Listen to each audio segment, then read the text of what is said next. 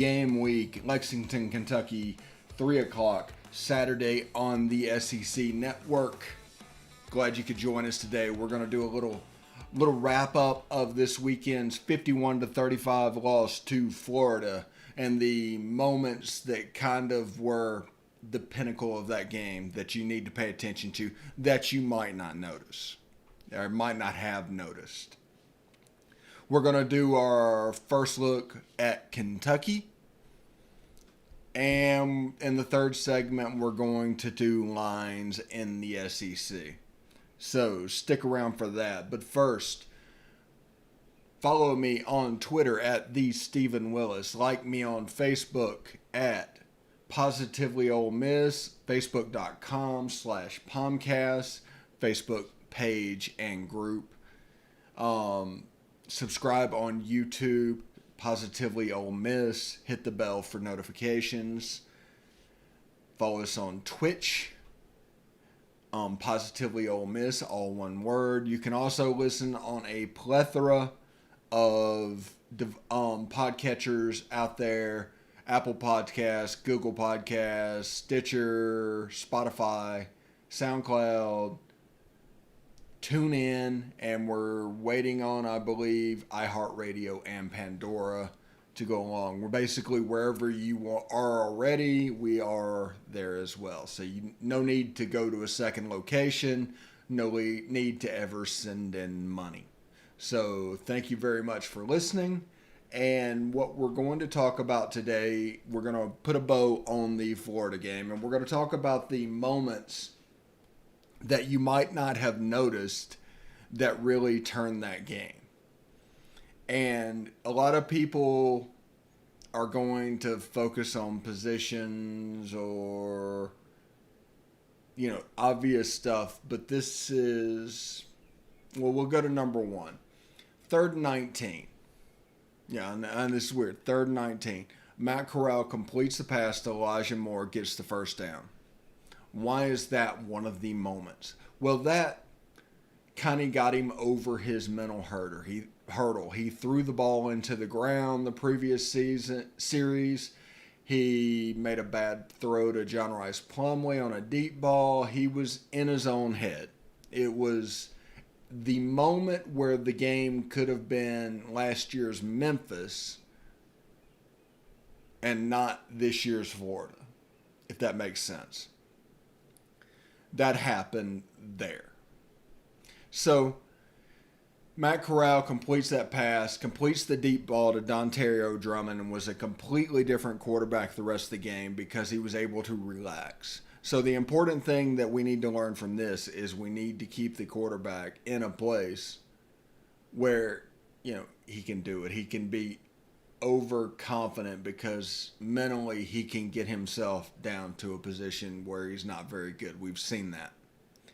But he was excellent Saturday, and it all started on that 3rd and 19 completion to Elijah Moore that led to a touchdown. He ended up with 395 yards passing on the day on 22 of 31 passing. The team as a whole passed for 445. They also ran for about 150-ish. Ran the ball probably 60-40 in the game. So it's a good look. If you watch the game, it went down exactly how we told you it would. We told you that we had to run double moves and throw deep routes against this defense to expand that 15-yard rectangle that they want to defend. If they can defend 25 or 35, it's advantage offense. And we really turned around those two safeties. That targeting call was pretty huge. So that's a moment of the game that we kind of stood up. It was important. The second one is Florida gets the ball midway through the second quarter, 14-14. At that point, we had run 38 plays.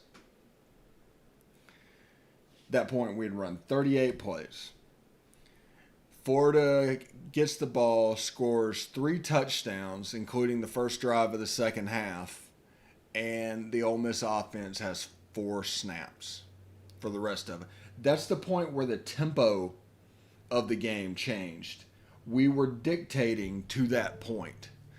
We were forcing Florida to play our game at that point. Dan Mullen was really quite smart and just started going methodically and playing time of possession and trying to shorten the game. And the result was 3 drives, 3 touchdowns, 4 plays for Ole Miss, and the game essentially was over. So credit where credit is due. Credit where credit is due. That was a genius coaching move by Dan Mullen in the first half of that game and completely turned it around. It went from, I think, 14-14 to 35-14 in a span of about 7.5 minutes of game time. That is the point of the game where it turned on its head. So, kind of similar to last year against Alabama, honestly. We just fell apart in the second quarter. But we're a young team. Remember, there's no spring. There's no fall camp. We're still learning personnel. The coaches don't really know the players. The decision-making they would make was about with 40-plus hours more film, where they could judge their performance on the field in a complete manner. I mean, coaches are notoriously slow decision makers. And I mean, it shows in week 1. And 3, I'm telling you, the loss of Otis Reese hurt. And in my opinion, Otis Reese was playing the Dalen Gill, Jay Stanley position on defense. He was the other linchpin of that defense that just wasn't there. They did not have a great day defensively. They did not have a great day defensively. And that's okay. That's okay. Good. This is all part of the growth. This is all part of the install. And if you look at Lane Kiffin's previous season openers in FAU, all losses, lost to both top 5 teams and Navy, got blown out a lot. So we'll catch you next segment. POMcast, Stephen Willis. Stick around.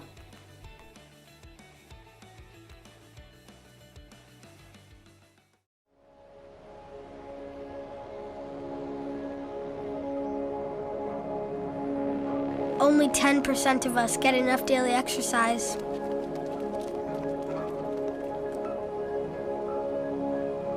And that number is dropping.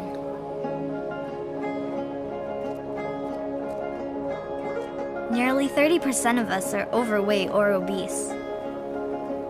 We spend 6 hours a day in front of a screen. As a result, we now have a shorter life expectancy than our parents.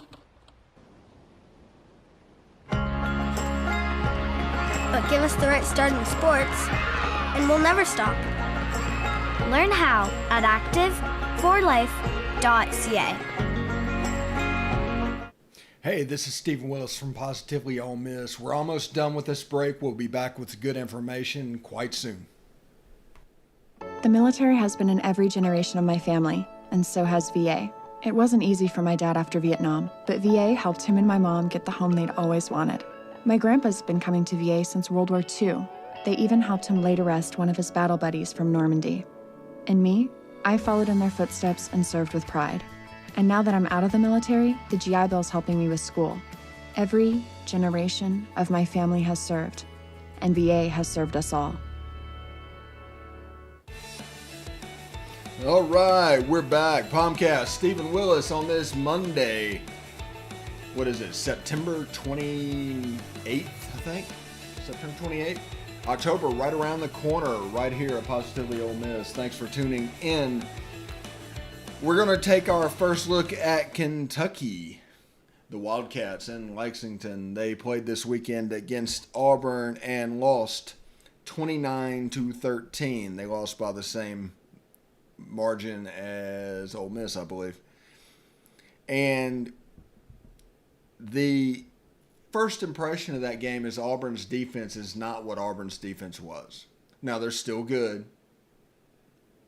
I mean, they're good, but they're not dominant like they were last year. And we need to keep that in mind. Terry Wilson threw for 239 yards, a touchdown and a pick on 24-37 passing. They ran the ball for 145 yards on 40 carries. And it does not look like they have a deep threat. If you listen to our preview that I did a couple of weeks ago, that was a concern with Kentucky, is that they did not have the ability to force other teams to not play in that 15-yard box on defense. There's nothing to stretch them out. So eventually teams would suffocate the run and safeties would be pronounced coming downhill because they don't have to worry about going over the shoulder. Obviously, if Ole Miss was playing Auburn, that'd be a different thing. They'd have to keep their head on a swivel. But against Auburn safeties were not needed to do that. I mean, Cavassier Smoke had a 35-yard touchdown. So if you take that out, 39 carries, 110 yards. Less than 3 yards a carry. So Kentucky has a little bit of identity searching they need to do. And probably they are doing. And every team is making jumps between week 1 and week 2. I mean, that's just happened. After watching Ole Miss and Florida, they're probably thinking they can throw the ball around a little bit with Terry Wilson. That would be a mistake, in my opinion, and a break from their identity. And when it comes to their strength is going to be on those offensive and defensive line, both of the trenches. By the way, I'll say this. I forgot to say it in the first segment. The offensive line performed admirably in the first game of the year. Allowing Matt Corral to take that many shots downfield required a bunch of protection. So that needs to be noticed. That was a surprise. So with Kentucky's defensive and offensive line, I expect them to throw the ball down the field a little bit, but they shouldn't do that. But everybody wants to talk about Ole Miss's defense against the run, and Kentucky ran for 196 yards, about 5 yards a carry. But take away a 50-yard run, they're under 150 and 28 carries. So, and a lot happened after this happened, and they were doing it with, former 5-star players, I believe. So it's just worth pointing out that there's going to be a jump defensively between of Ole Miss week 1 to week 2. All teams are doing it, not saying anything special, but there's going to be a larger than normal jump between week 1 and week 2. There's going to be a larger jump between week 2 and week 3. That's just because the decision making is catching up with the lack of time on the field that they have. Once they get the right people in the right places, which is what's happening, you can kind of go. You saw that live action with Navy this year. They really struggled against BYU against the run. They messed up not tackling the ball. They struggled the first half against Tulane in the second game, and then the second half they were dominant. They got it fixed. It was a mark of a good coach. And we have good coaches. Best staff probably that has ever been at Ole Miss on paper. So let them work. Now, Terry Wilson is not Kyle Trask. There's no Kyle Pitts on that other team, and they do not have a deep threat. So what we have in store for us this week is a little bit more beneficial to a young Ole Miss defense trying to pick up a new defense. And what does that mean? That means, well, Kentucky is probably going to simplify. I'm expecting them to simplify. And by doing that, the team is built to stop the run. Now, remember last year, most of the game they played it at a 3-4, if you noticed that as well. 3-man front against Florida. But that was because Florida was a passing team. I expect a 4-man front set up against Kentucky.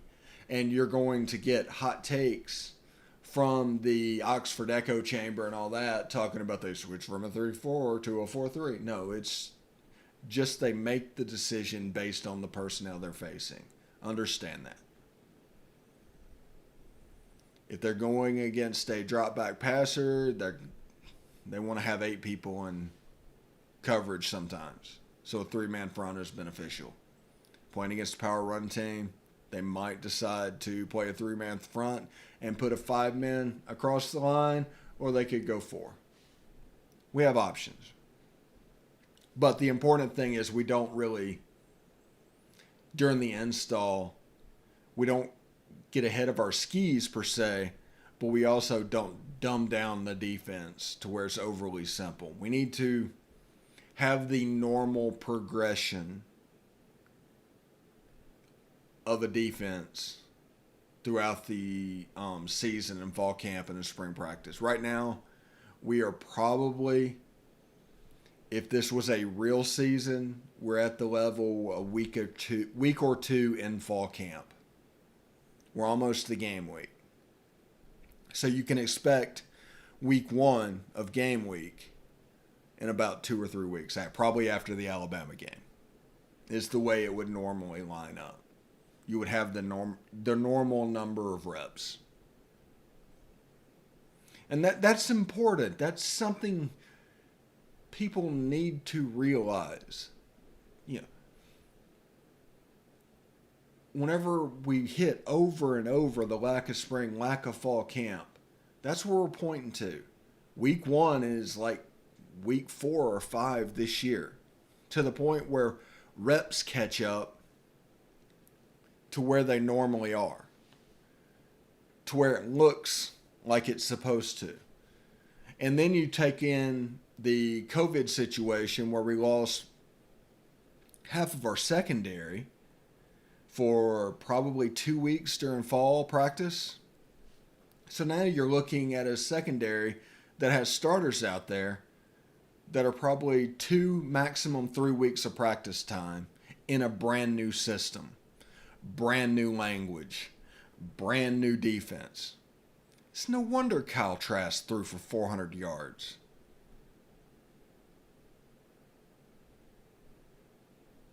I mean, Dean Leonard got cleared and played against Florida. Thank you, SEC, for doing your job.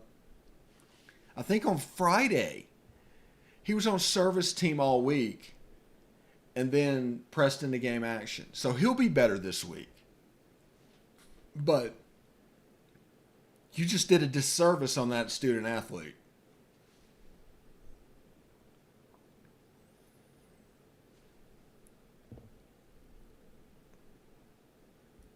So I expect Ole Miss and Kentucky. I'm going to, I'm going to take Kentucky as a 50-50 game. I think I did that in the preview. I think this one could go either way. I think there's going to be a jump on both sides. But what we've noticed is you need that confidence builder on Matt Corral. Hopefully this new staff is there because they don't know everything about personnel, because it could go sideways pretty quick. But with John Rice right behind him, that maybe that will motivate him as well. I think people are trying in that quarterback competition to I I don't know what they're doing, but it's a disservice to JRP. You need to really kind of run the same offense. You need to Cliff Kingsbury, Johnny Manziel, and Kyler Murray, somebody like John Rice Plumlee. Just heads up. You can't be predictable. And they were borderline predictable Saturday. So they'll pick that up in self-scout. But I expect Kentucky to try and take advantage of our secondary, which will be better this week. It absolutely will. The COVID situation, the Dean Leonard situation, if Otis Reese would be cleared, that'd be a different thing altogether. And all of a sudden, all 5 defensive backs working at full strength can go. Remember, we have the transfer of Jacob Springer, who will be here next year, who will play as well. And that's pieces that we can put into this secondary, even though the eligibility clock doesn't happen, to improve it in certain points. All of a sudden, you've got Otis Reese, Jacob Springer, Dean Leonard. There's a lot that can come blitz from. Because as you saw this weekend, DJ Durkin likes to blitz and call defenses from different angles. He just does. Anyways, segment 2 in the books. POMcast, Stephen Willis, come back and join us. Lines up next.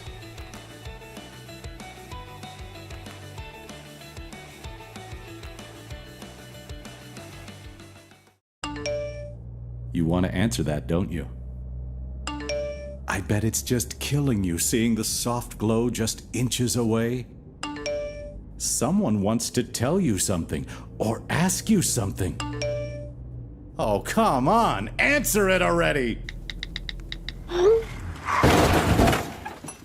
Just so we're clear, that wasn't my fault. Next time, ignore your inner voice. Don't text and drive. A message from Florida's trusted choice independent insurance agents. Hey, this is Stephen Willis. I just want you to stick around a little longer. We're going to get back to the podcast right after these messages. Tonight, nearly 40,000 veterans across the country are homeless. These men and women have pledged to serve our nation, and now we must serve them. Landlords across the country have helped make significant progress in reducing veteran homelessness by making housing available, but there is more that we can do to bring our veterans home. Visit www.va.gov/homeless to see how you can get involved. And if you are a veteran and you are experiencing homelessness, please call 877-4AID-VET. Thank you. All right, POMcast, last segment of the day. Thanks for listening. You can, of course, follow us on Twitter at @TheStephenWillis. Like us on Facebook at facebook.com/POMcast, POMcast. Join our Facebook group as well at Positively Ole Miss. YouTube, subscribe, Positively Ole Miss. Hit the bell for updates. And join our Twitch channel. Thank you so much for joining us. The numbers this weekend were just honestly off the charts. Thank you very much. And we're going to try and keep it bite-sized for you so you can just listen, move on about your day. We don't want a post-game show to go too long. I mean, we're going to try and keep them around 15 minutes. We'll hit the hot points. We're trying to keep the main podcast at under 30 minutes. You can go out for a single walk or something. You can walk over 1.5 miles and hear the whole podcast. So thank you very much for making us a part of your day on Saturday. And we will try like heck to tell you what you need to know and give you back as much time as possible. Thank you again. So let's do betting lines for the SEC this week, and you're dealing with kind of like I said, a COVID thing. If you're gambling on these games with the jumps that goes from week 1 to week 2, easy money is to be made at the beginning, but it's going to get kind of wonky in the middle. Tennessee is a favorite over Missouri by 10 points. Missouri getting 10 points on the road at Tennessee. They covered against Alabama this weekend. Missouri, I mean. And, I mean, that's something. They did cover, but they're getting 10 points on the road. Texas A&M is a 17-point dog at home. No, on the road. They're a 17-point dog to Alabama. Ole Miss, 7-point dog to Kentucky on the road. Auburn, 6.5-point dog to Georgia. LSU, 20-point favorite over Vanderbilt. And Mississippi State favored by 17.5 over Arkansas. So that's the SEC lines this week. Now, what I want to talk about is LSU, because this week it was obvious that they have a defense problem that is masked only by their offense problem, and they have lots to work on, and it's worth watching because this is not 2019 LSU. State really took it to them running shallow crossing routes. That's really all they did. They let LSU get in man coverage and just let them chase them across the field. And they don't have a lot of depth because of the opt-outs and the early withdrawals. I think 62 scholarship players are at LSU. They have a problem, and Vanderbilt lost 17-12 on the road at Texas A&M this weekend. They're better than can be expected, than was expected. It's worth paying attention to. I think that Mississippi State LSU game was more of an indictment on LSU than any sort of confirmation on Mississippi State. LSU wasn't ready to play, and now they're going to do the thing where they struggle and just sling things against the wall and try and find something that works. I've seen this at Ole Miss. I've seen that game. That exact game. I've seen that at Ole Miss. And I think we need to be prepared for it to snowball a little bit. Now, Arkansas, I think, is better than what they showed against Georgia. And Georgia is the best defense in the SEC. I think Felipe Franks will make a jump. I like Kendall Briles as an offensive coordinator.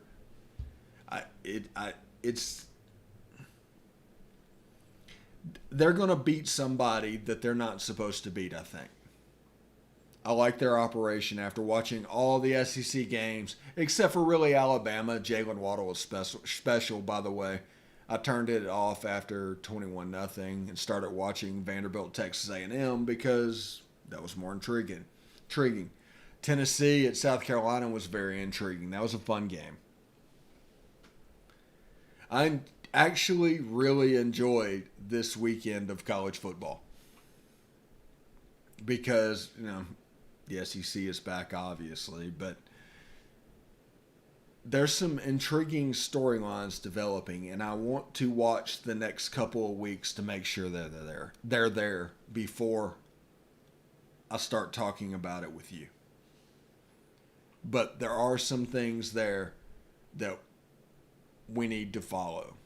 And like I said, I'm not going to make a big deal out of them now because I'm not sure it's a trend or just a fluke occurrence. But they are there.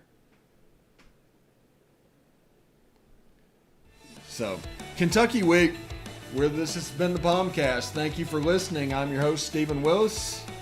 Have a nice day.